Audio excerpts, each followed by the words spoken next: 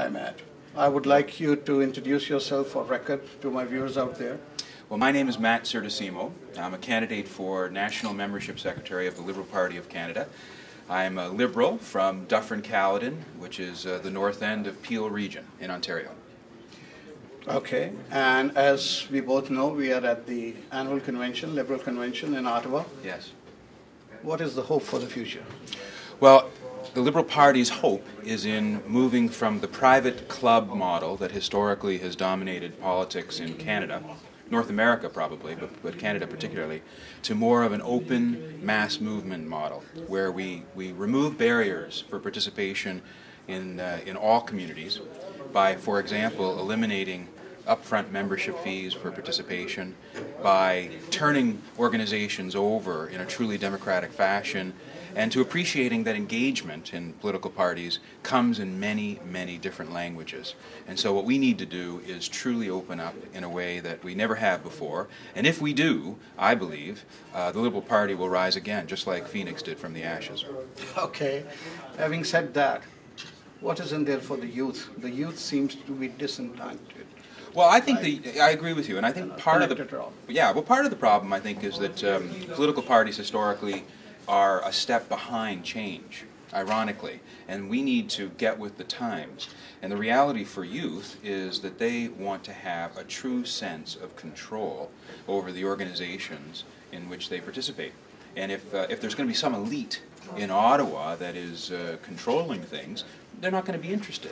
But if they have a true sense of engagement, and if we let youth inspire us by telling us why they want to be a part of a political organization, what change they believe society should achieve, if we let youth inspire us again, then they will feel a sense of ownership over the political organization, over the political party, and I believe they'll become much stronger members. Okay, on a very personal note, honest opinion, are things going the right way? Well, I think so. I think so. You mean for the party? Obviously, we are at the convention. Yes. We're just talking about the party. You know what? Let's face it. After May, it can only get better.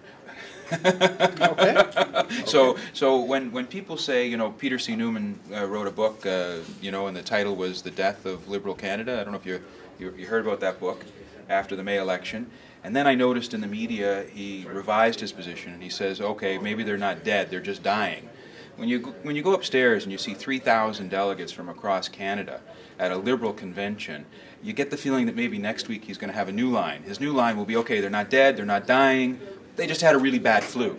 Okay. You know, we're getting better, we're on the mend. We have things that we have to do. We have to get better.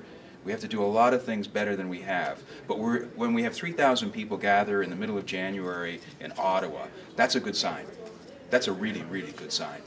I see everybody pumped up. I was up there in the main hall also, and I think people are very optimistic. So are you. Any special message before we leave for the day? Well, I guess my special message for, in particular, your viewers is a message of thanks. The Punjabi community in particular has been a wonderful, wonderful addition to our country over the years, and in particular to the Liberal Party. And the way the community comes together and the way the community energizes our political organization is inspirational. It's inspirational to people like me, who also comes from a family that came to Canada. In fact, I'm a new Canadian myself. We moved here in early 1972. And so my message in conclusion is of thanks to the Punjabi community. Thank you very much, and good luck in days ahead. Thank you very much. Reaching out to ethnic communities.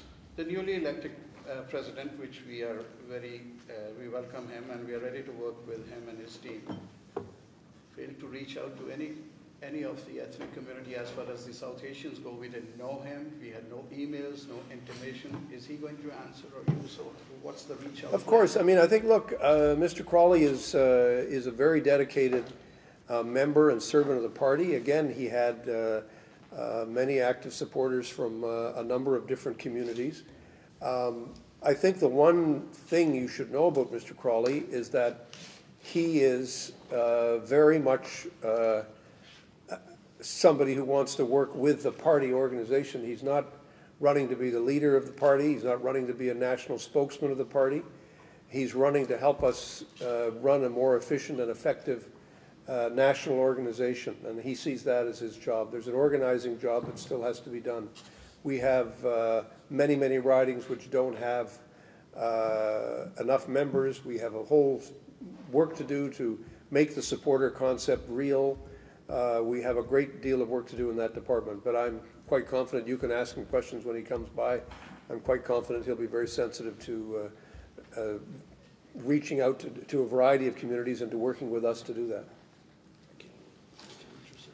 Bob, any political party will only be able to succeed if the administration and the party leader are on the same page. I just wanted to have you reiterate that with whether Crawley and yourself will be on the same page for the next 2 years that you're going to be interim leader for. Completely. I was very much felt that with the 4 candidates who were presenting themselves and running, that I was on the same page with all of them. I indicated very clearly that I had no preference, that I could work well with each one of them, that I wasn't going to be campaigning for any one in particular, that I felt very strongly that they were fantastic candidates. And I don't know what the numbers were of the result. I gather it was very close. But I'm certainly looking forward to working with Mr. Crawley, somebody I've known for some time. He's a very competent man, and I'm looking forward to working with him. So there's no gap between us at all, none whatsoever.